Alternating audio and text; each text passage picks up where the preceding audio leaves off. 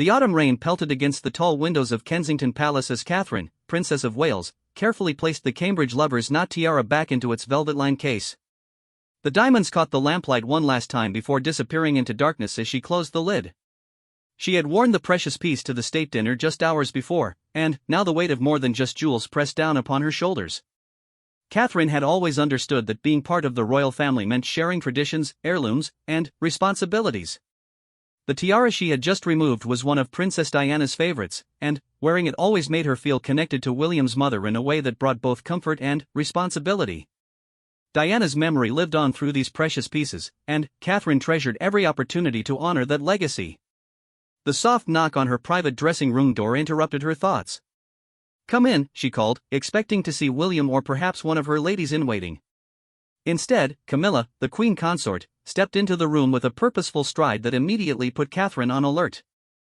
"Catherine, dear, I hope you don't mind the intrusion," Camilla said, though her tone suggested this was not really a request. "I wanted to speak with you about something rather important while the evening is still fresh in our minds." Catherine turned from her dressing table, smoothing down her silk robe. "Of course, Camilla. How can I help you?" Camilla's eyes went directly to the tiara case, and Catherine felt an uncomfortable chill run down her spine. "The dinner tonight was absolutely magnificent, wasn't it? You looked stunning, as always. That tiara particularly suited you." "Thank you," Catherine replied carefully. "It's such an honor to wear pieces with so much history and meaning." "Yes, well, that's actually what I wanted to discuss," Camilla continued, moving closer to where Catherine stood. "Charles and I have been talking about the upcoming state visit from the Swedish royal family next month. It's going to be quite the affair, and we want everything to be absolutely perfect." Catherine nodded, unsure where this conversation was heading but sensing an undercurrent she didn't like. "I'm sure it will be wonderful. The Swedish royals are always so gracious." "Indeed they are," Camilla agreed, her fingers now tracing the edge of Catherine's dressing table. "Which is why we need to ensure that every detail reflects the proper hierarchy and respect for protocol.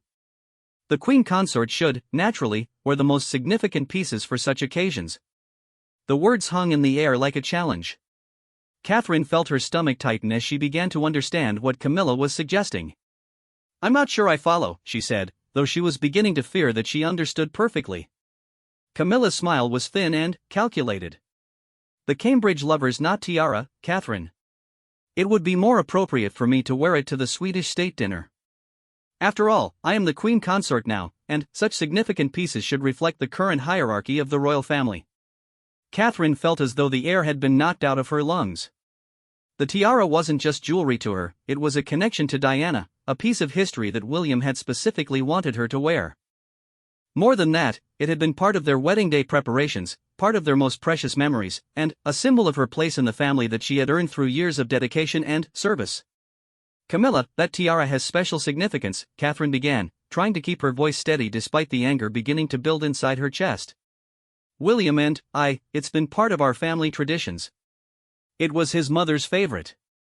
"Oh, my dear, I understand sentimentality," Camilla replied dismissively, waving her hand as if brushing away Catherine's concerns. "But we must think about what's proper now. Diana was the Princess of Wales, but I am the queen consort. The hierarchy has changed, and our jewelry choices should reflect that reality."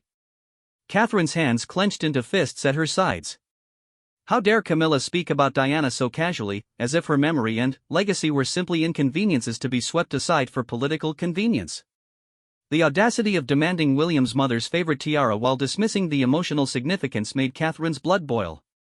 "I don't think that's how these things work," Catherine said, her voice growing firmer. "These pieces have been designated for specific members of the family. The Cambridge Lover's Knot tiara has been part of my collection for years now." Camilla's expression hardened slightly, though she maintained her superficial smile. "Catherine, dear, you must understand that being part of this family means making sacrifices for the greater good. Sometimes we must put personal attachments aside for the sake of protocol and the monarchy's image." "Personal attachments?" Catherine repeated, incredulous. "This isn't about personal attachment, Camilla.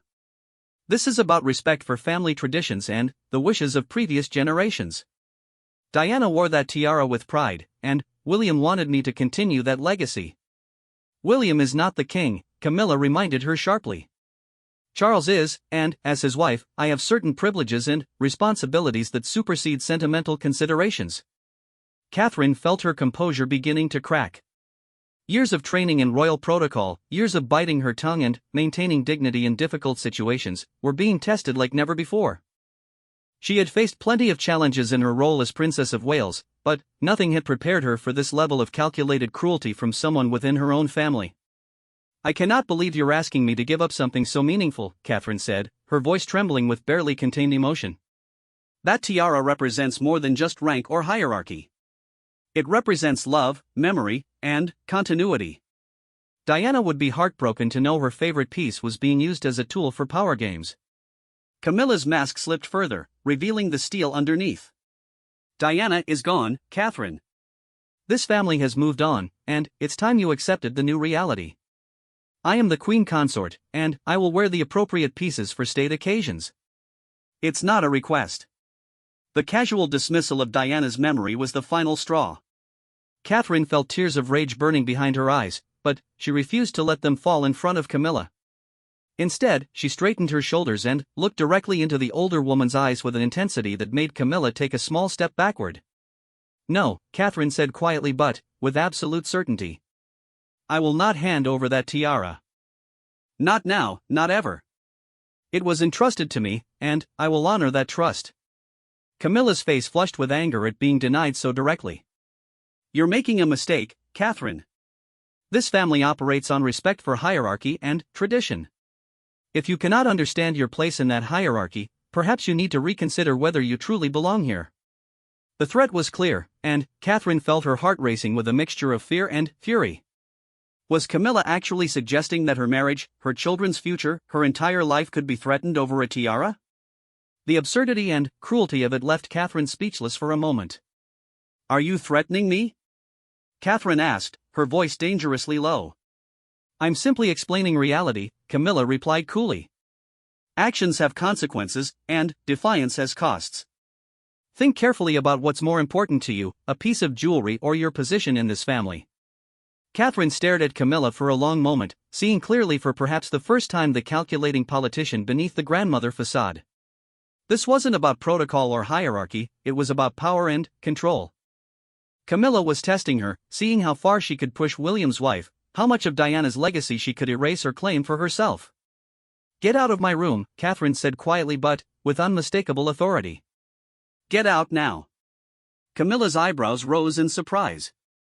She clearly hadn't expected such direct resistance. Catherine, I think you're being rather dramatic about this whole thing. Perhaps when you've had time to think rationally, get out, Catherine repeated, louder this time. This conversation is over. For a moment, the two women stared at each other across the elegant dressing room, the tension crackling between them like electricity. Finally, Camilla gathered her composure and moved toward the door, but not before delivering one final blow. I hope you'll reconsider your position before the Swedish visit, she said with false sweetness. It would be such a shame if this disagreement affected the children's relationships with their grandfather. Family harmony is so important, don't you think? With that parting shot, Camilla left the room, closing the door behind her with deliberate gentleness that somehow felt more threatening than if she had slammed it. Catherine stood alone in her dressing room, trembling with rage and disbelief. The beautiful space that had always been her sanctuary now felt contaminated by Camilla's presence and threats. She looked at the tiara case sitting innocently on her dressing table, and her heart broke thinking about what Diana would say if she knew her precious tiara had become a weapon in a family war. Moving to her window, Catherine looked out at the London skyline and tried to calm her racing heart. Where was William? He was probably still downstairs with the other men, enjoying brandy and cigars, completely unaware that his stepmother had just declared war on his wife. How could she even begin to explain what had just happened? How could she make him understand the cruelty and calculated nature of Camilla's demand without sounding petty or vindictive herself? Catherine pressed her forehead against the cool glass and closed her eyes. In all her years of preparation for royal life, no one had taught her how to handle being bullied by the queen consort. No protocol manual covered what to do when family members used children as leverage in jewelry disputes. No training had prepared her for the moment when honoring Diana's memory would put her own family at risk. The tears finally came, hot and angry, streaming down her cheeks as she realized that this was only the beginning. If Camilla was willing to go this far over a tiara, what other battles lay ahead? What other pieces of Diana's legacy would she try to claim? What other ways would she find to remind Catherine that the hierarchy had changed, that Diana's son's wife was now just an obstacle to be managed? Catherine wiped her eyes and took a deep breath. She had faced challenges before: the intense media scrutiny, the constant public pressure, the weight of representing an entire institution. She had learned to navigate complex royal protocols, to balance personal desires with public duty, to maintain grace under impossible circumstances. But this felt different. This felt personal in a way that cut deeper than any tabloid headline or protocol misstep ever could.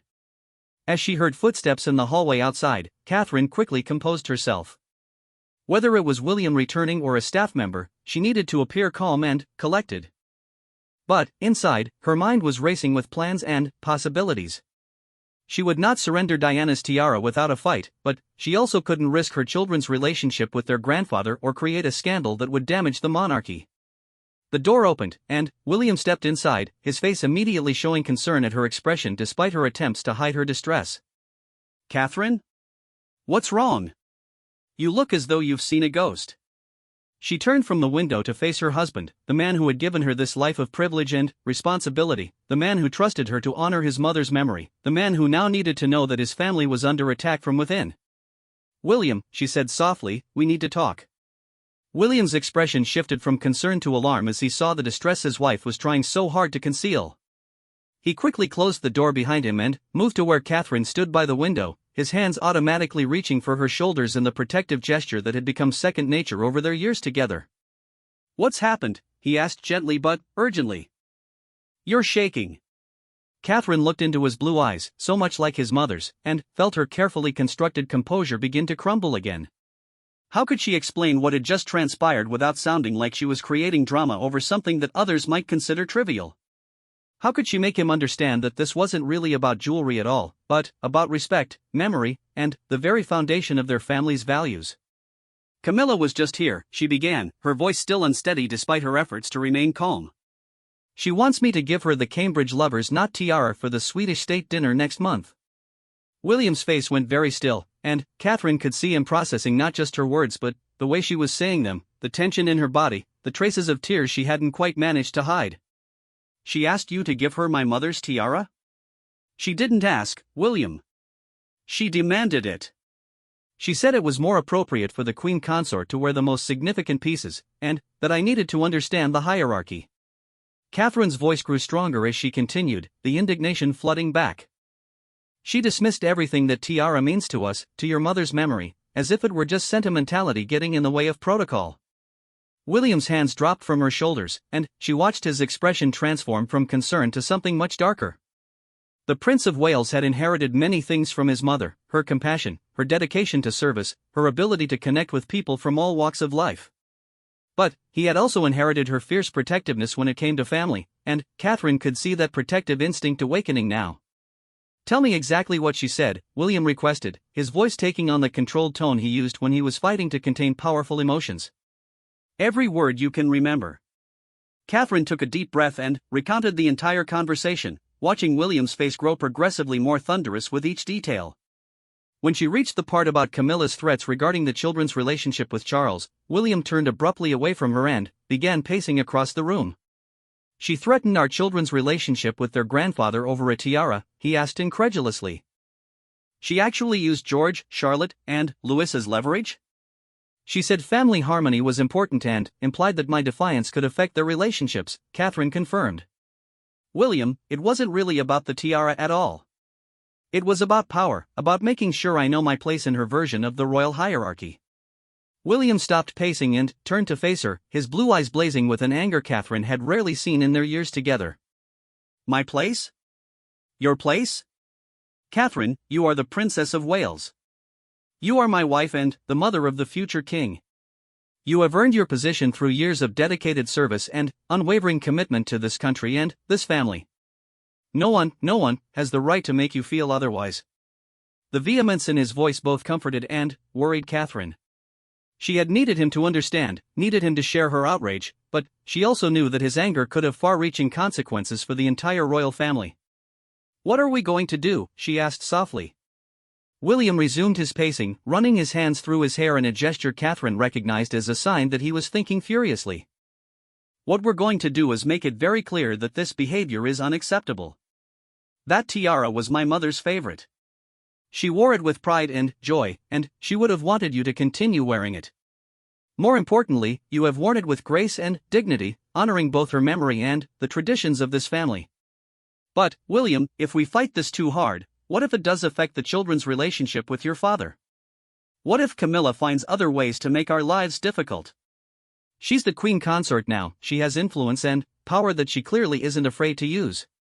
William stopped pacing and came to stand directly in front of his wife, taking her hands in his. "Catherine, listen to me very carefully. My father may be the king, and Camilla may be his queen, but that does not give them the right to bully us or to threaten our children. If we allow this to happen, if we give in to this kind of manipulation, it will only be the beginning. Today it's a tiara, tomorrow it might be state visit protocols, next year it could be decisions about our children's education or roles." Catherine squeezed his hands, drawing strength from his conviction even as she worried about the battle they seemed to be heading toward. "I just don't want to cause problems for the family or the monarchy. You know how the press will react if there are any signs of discord. The monarchy's strength comes from its values and traditions, not from appeasing bullies," William said firmly.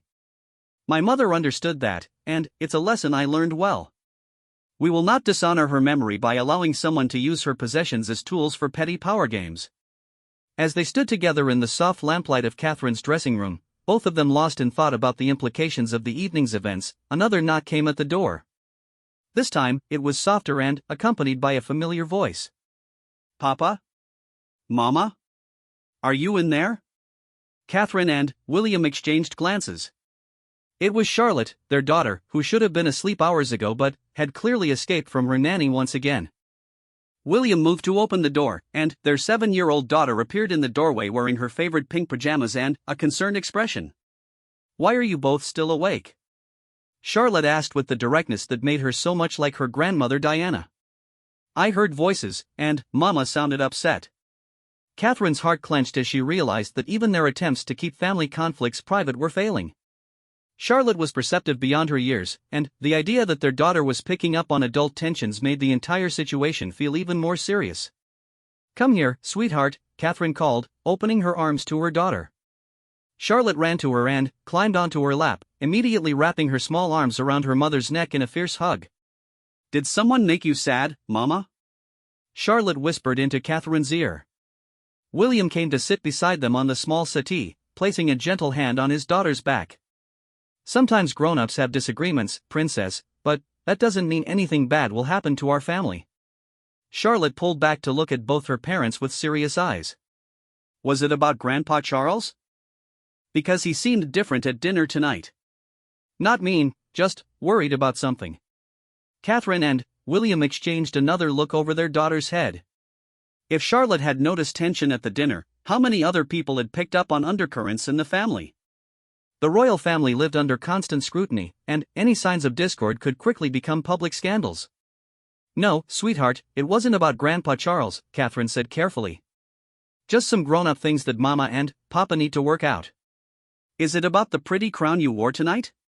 Charlotte asked unexpectedly. "I saw you talking to Granny Camilla about it when I was getting my drink of water." Catherine felt her blood run cold. If Charlotte had witnessed part of the conversation, how much had she seen or heard?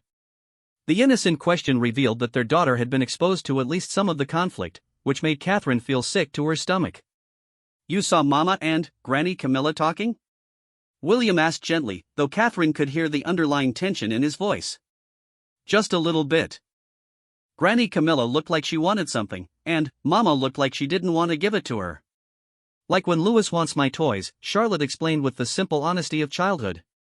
William's jaw tightened visibly, but he kept his voice calm and reassuring. "Sometimes adults disagree about things, just like children do. The important thing is that we work things out with kindness and respect." "But Mama still looks sad," Charlotte observed, reaching up to touch Catherine's face. "Your eyes look like when you cry." Catherine's heart broke a little more at her daughter's perception and concern. This beautiful, innocent child should not be worried about adult conflicts or trying to comfort her mother over royal family politics. The fact that Charlotte was picking up on these tensions made Catherine even more determined to protect her children from the ugliness of the situation.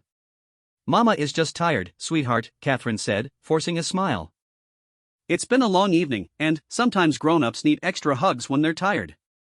Charlotte hugged her mother tightly again, and Catherine breathed in the familiar scent of her daughter's shampoo, letting the simple comfort of holding her child calm some of her anger and anxiety. "Can I sleep in your bed tonight?" Charlotte asked hopefully. "I promise I won't kick or steal all the covers."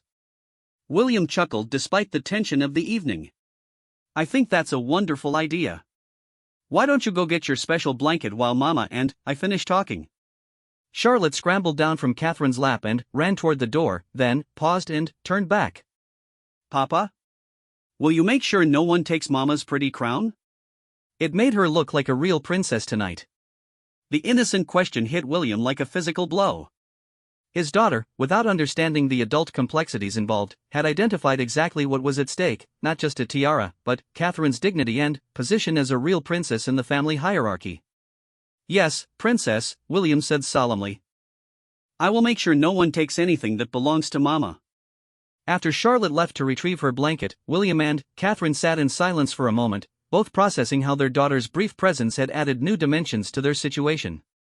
They weren't just fighting for principles or family traditions anymore, they were fighting for the kind of family they wanted their children to grow up in. She saw it, Catherine said quietly. Even at 7 years old, she could see what Camilla was doing. "Which means others will see it too," William replied grimly. "The staff, other family members, possibly even the press if word gets out. Camilla may think she's asserting her authority, but what she's really doing is showing everyone that she's willing to bully and manipulate to get what she wants. So what do we do tomorrow? What do we do when she inevitably brings this up again, probably with Charles this time?" William was quiet for a long moment, and Catherine could practically see him weighing options and consequences in his mind. Finally, he spoke with a determination that reminded her exactly why she had fallen in love with this man who carried such enormous responsibilities with grace. "Tomorrow, we make it clear that this ends here. That tiara was my mother's, it is now yours, and it will remain yours. If Camilla wants to wear significant jewelry to state occasions, she has access to plenty of other historic pieces. But she will not take something that carries such personal meaning for our family. And if your father sides with her? Then, we will deal with that when it happens. But, Catherine, I want you to understand something very clearly, you are not alone in this. You will never be alone in this. That tiara represents more than just my mother's memory. It represents the values she stood for, the dignity she maintained under pressure, and the love she had for this family. I will not let anyone diminish that legacy or make you feel like you're not worthy of carrying it forward." Charlotte's voice could be heard in the hallway, chattering to her nanny about sleeping in Mama and Papa's room, and both William and Catherine smiled despite the gravity of their situation. "Our children should never have to see us fight battles like this," Catherine said softly. "No, they shouldn't," William agreed. "Which is exactly why we're going to fight it properly, with dignity and strength, and make sure it never happens again." The next morning dawned gray and drizzling, matching William's mood as he made his way through the corridors of Buckingham Palace. He had requested a private meeting with his father, and Charles had agreed to see him in the king's study before the day's official appointments began. William carried himself with the controlled determination of a man who had spent the night planning for a battle he had never wanted to fight. Charles looked up from his morning correspondence as William entered the mahogany-paneled study. The king's expression was pleasant but slightly puzzled, as though he couldn't imagine what urgent matter required such an early meeting. "Good morning, William. You look rather serious for such an early hour. I trust Catherine and the children are well." "Good morning, Father," William replied, remaining standing rather than taking the offered seat. "Catherine and the children are fine, though we had a rather disturbing conversation last evening that I believe you should be aware of." Charles set down his fountain pen and gave his son his full attention. "Oh? What sort of conversation?" William had rehearsed this moment during his sleepless night, considering various approaches and their potential consequences. He had decided on directness. His father respected straightforward communication, even when the topics were uncomfortable. Camilla visited Catherine's private quarters last evening after the state dinner. She demanded that Catherine hand over the Cambridge lover's knot tiara for the upcoming Swedish state visit, claiming it was more appropriate for the Queen Consort to wear such significant pieces. Charles's face went through several rapid changes of expression: surprise, confusion, and, then, something that looked like resignation. "Ah," he said simply, which was not at all the response William had been expecting. "Ah?" William repeated, his carefully controlled tone sharpening. "Father, she threatened Catherine's position in this family and implied that our children's relationship with you might suffer if Catherine didn't comply. This is far beyond a simple disagreement about jewelry." Charles rubbed his temples with the gesture of a man who had been dealing with difficult personalities for far too long. "William, I understand you're upset, and perhaps Camilla could have handled this more diplomatically, but you must understand the position she's in as Queen Consort. These matters of precedence and protocol can be quite complex." William stared at his father in disbelief. "Complex?" "Father, she bullied my wife in her own private quarters and threatened our children over a tiara that has been part of Catherine's collection for years." "There's nothing complex about that, it's simply wrong. Now, William, I'm sure Camilla didn't intend any threats toward the children." "She's quite fond of George, Charlotte, and Louis," Charles said in the placating tone that William remembered from childhood disagreements. Perhaps there was simply a misunderstanding about her intentions. The response hit William like a slap. His father was making excuses for Camilla's behavior while dismissing Catherine's legitimate concerns. This was not the father who had raised him to stand up for what was right, to protect those who couldn't protect themselves, to maintain the dignity and values of the monarchy. "There was no misunderstanding," William said, his voice growing colder. "Catherine is not prone to hysterics or misinterpreting conversations. Camilla was clear in her demands and equally clear in her threats. She told Catherine to think carefully about what was more important, a piece of jewelry or her position in this family." Charles shifted uncomfortably in his chair, and, for the first time, William saw something that looked like guilt flash across his father's features. Perhaps Camilla was simply trying to ensure proper protocol for such an important state visit. The Swedish royals are particular about these matters of precedence. "This has nothing to do with the Swedish royals, and you know it," William shot back. "This is about Camilla asserting dominance over my wife and trying to erase my mother's memory in the process. That tiara was my mother's favorite, Father. She wore it with joy and pride, and she would be heartbroken to know it was being used as a weapon in petty power games." The mention of Diana clearly struck a nerve. Charles's face tightened, and he looked away from his son toward the rain-streaked windows. Your mother is gone, William. We cannot make decisions based on what we think she might have wanted. We must consider the current needs of the monarchy." William felt something break inside his chest at his father's words. "The current needs of the monarchy? Is that what you call allowing your wife to bully mine? Is that what you call using children as pawns in jewelry disputes? Because if those are the current needs of the monarchy, then, perhaps we need to reconsider what kind of institution we're trying to preserve." Charles stood up abruptly, his own temper finally beginning to show. "That is quite enough, William. I understand you're protective of Catherine, and that's admirable, but you cannot speak to me in that tone about the monarchy or about my wife." "Your wife," William repeated, and the pain in his voice was unmistakable. "Yes, she is your wife, and I have accepted that.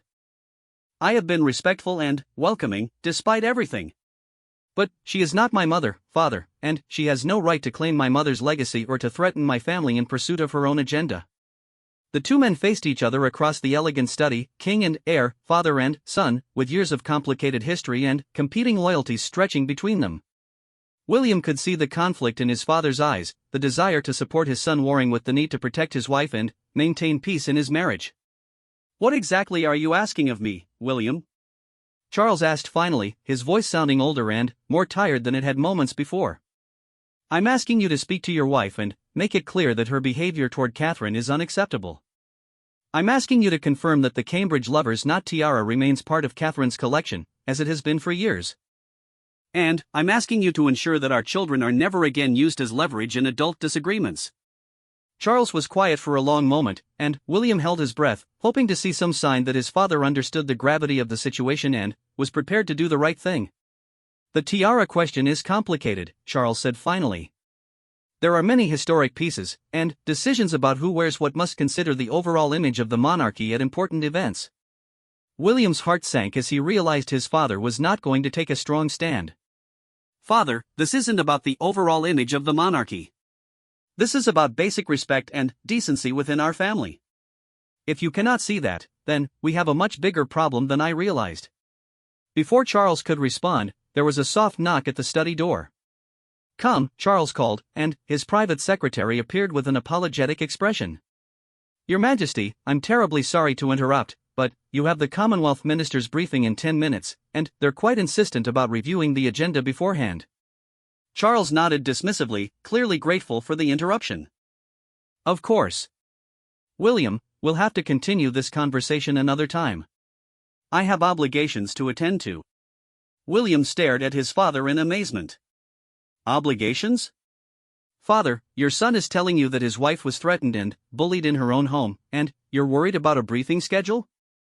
"William, please," Charles said wearily. "These dramatic interpretations help no one. I'm sure we can sort this all out sensibly when emotions aren't running quite so high." The dismissal was clear, and William felt a cold fury settle over him that was somehow worse than the hot anger of the previous evening. His father was choosing to minimize and ignore the situation rather than address it directly. "Very well, Father," William said with icy politeness. "But understand this, Catherine will not be giving up that tiara, and if there are consequences for that decision, they will fall on all of us, not just my family." Charles looked up sharply at the implied threat, but William was already moving toward the door. "William, wait. I didn't say you didn't say anything, Father." "That's exactly the problem." William left his father's study feeling more alone and angrier than he had since his mother's death. As he walked through the palace corridors, past portraits of ancestors who had faced their own family crises and political challenges, he wondered how many of them had been forced to choose between loyalty to their parents and protection of their spouses and children. His phone buzzed with a text message from Catherine. How did it go? William stopped walking and leaned against one of the tall windows overlooking the palace gardens. How could he tell his wife that his father had essentially chosen Camilla's comfort over Catherine's dignity?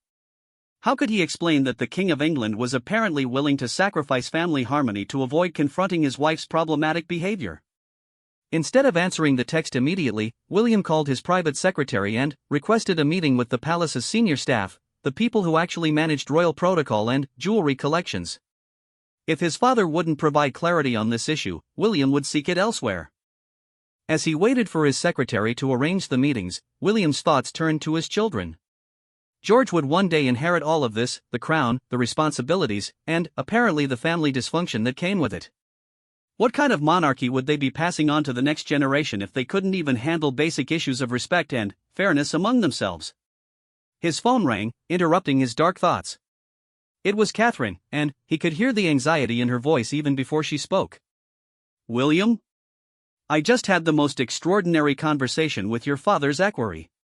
He called to inquire about the tiara collection and whether there might be any adjustments needed for upcoming state occasions. He was trying to be diplomatic, but the message was clear: someone has asked him to explore the possibility of transferring pieces." William's grip tightened on his phone. "They're going around us. Camilla couldn't get what she wanted through direct confrontation, so now she's using official channels to pressure you. What do we do? If they make this an official palace protocol issue rather than a family matter, it becomes much harder to resist. They'll claim it's about proper procedure rather than personal conflicts." William looked out at the grey London sky and made a decision that would have consequences far beyond a single tiara. "We fight it, Catherine. Publicly if necessary. Because this isn't really about jewelry anymore, it's about what kind of family we are and what kind of institution we want to represent." "Publicly? William, are you sure? The media attention will be intense, and you know how they love stories about royal family conflicts." "I'm sure," William said firmly. "My mother never backed down when people tried to diminish her role or her dignity, and neither will we. We'll do this properly, through the right channels, with the right support, but we will not be bullied into submission." As he ended the call and prepared to return to Kensington Palace, William realized that the events of the past 24 hours had fundamentally changed his relationship with his father and his understanding of his own position in the royal hierarchy. He was no longer just the dutiful son and heir apparent, he was now the protector of his own family's interests and dignity, even when that meant standing against the king himself. The battle lines had been drawn, and William was no longer interested in finding a diplomatic middle ground. Some principles were worth fighting for, regardless of the personal cost. 3 weeks had passed since the confrontation, and the atmosphere within the royal family had grown increasingly tense. What had begun as a private dispute over a tiara had evolved into something much larger and more dangerous for the monarchy. William had spent those weeks methodically building his case, consulting with constitutional experts, reviewing historical precedents, and, most importantly, documenting every attempt by Camilla and her allies to pressure Catherine into surrendering the Cambridge lover's not tiara. The pressure campaign had been relentless and sophisticated. Palace staff members had been instructed to casually mention protocol concerns about jewelry assignments. Longtime courtiers had been enlisted to share helpful observations about appropriate hierarchy displays at state functions. Even some members of the extended royal family had been convinced to express gentle concerns about maintaining proper precedent standards. Catherine had weathered it all with remarkable grace, but William could see the toll it was taking on his wife. She had grown quieter, more watchful, constantly analyzing every interaction for signs of the next attack. The woman who had once moved through royal obligations with natural confidence now second-guessed herself at every turn, wondering whether her choice of jewelry, her seating arrangements, or even her participation in certain events would be seen as defiant or inappropriate. The breaking point came on a Tuesday morning when William received an urgent call from Catherine while he was attending a veterans' charity event in Birmingham. Her voice was shaking with a combination of anger and disbelief that immediately put him on high alert. "William, you need to come home immediately," she said without preamble. "They've gone after Charlotte." William's blood ran cold. "What do you mean, they've gone after Charlotte?" The palace education coordinator called this morning. "Apparently, there have been concerns raised about Charlotte's understanding of royal protocol and hierarchy. They want to arrange special tutoring sessions to help her better understand her place in the family structure and the importance of respecting the authority of senior royals." William had to sit down in his car, feeling physically ill at the implications. "They're targeting our 7-year-old daughter because we won't surrender a tiara?" "It gets worse," Catherine continued, her voice growing stronger with fury. The coordinator mentioned that these concerns were raised after Charlotte made some inappropriate comments about family jewelry during a recent palace visit. "Someone has been watching our daughter, William. Someone has been monitoring her conversations and reporting back." The betrayal hit William like a physical blow. The idea that his own family, people who claimed to love his children, were spying on a 7-year-old and using her innocent words as ammunition in an adult power struggle was beyond his capacity to forgive or understand. "Where are you now?" he asked, already signaling to his protection team that they needed to leave immediately. "At home with the children. I've told their nanny that no one from the palace education department is to have any contact with them without our direct approval." "William, I'm scared. If they're willing to go this far, what else might they do?" "I'm coming home right now," William said grimly. "And, Catherine? This ends today." "I don't care what the consequences are, this ends today." The drive back to London gave William time to think, and, by the time he reached Kensington Palace, his mind was crystal clear about what needed to be done. He found Catherine in their private sitting room, pacing like a caged lioness while the children played upstairs under the watchful eye of their trusted nanny. "Tell me everything," he said without preamble. Catherine recounted the phone conversation in detail, and, with each word, William's resolve hardened further. When she finished, he pulled out his phone and began making calls. "What are you doing?" Catherine asked. "I'm calling our private secretary, the palace press office, and our legal advisors. We're going to end this properly, but we're also going to make sure it never happens again. William, if we go public with this, it will create a constitutional crisis. The media will have a field day with stories about royal family infighting." William looked at his wife with an expression she had never seen before, cold, determined, and utterly uncompromising. "Catherine, they threatened our daughter's education and well-being over a piece of jewelry. They have been spying on our children and using their innocent words as weapons. At this point, I don't particularly care about constitutional crises or media coverage." Over the next several hours, William orchestrated a response that was both surgical and devastating. He requested immediate meetings with the Archbishop of Canterbury, the Prime Minister's private secretary, and the heads of several Commonwealth governments. Most importantly, he arranged for a private meeting with his grandmother's former private secretary, a woman who had witnessed decades of royal family conflicts and whose opinion carried enormous weight within palace circles. The message William sent through these channels was simple and unambiguous. The current situation was damaging the monarchy's reputation and undermining public confidence in the royal family's ability to manage its own affairs. More critically, the targeting of minor children in adult political disputes was crossing a line that could not be tolerated. By evening, the pressure on Charles to intervene had become overwhelming. The king found himself facing a choice between supporting his son and daughter-in-law or defending his wife's increasingly indefensible behavior. The final confrontation took place in Charles's private office at Clarence House. William arrived to find not only his father but also Camilla waiting for him, her expression tight with barely contained anger. "William," Charles began carefully, "I understand there have been some misunderstandings about protocol matters, and perhaps some communications that could have been handled more sensitively." "Misunderstandings?" William repeated, his voice dangerously quiet. "Father, your wife has spent 3 weeks orchestrating a campaign to humiliate my wife and intimidate my children. This morning, she arranged for palace staff to threaten my daughter's education because a 7-year-old made innocent comments about jewelry." "There are no misunderstandings here, only choices."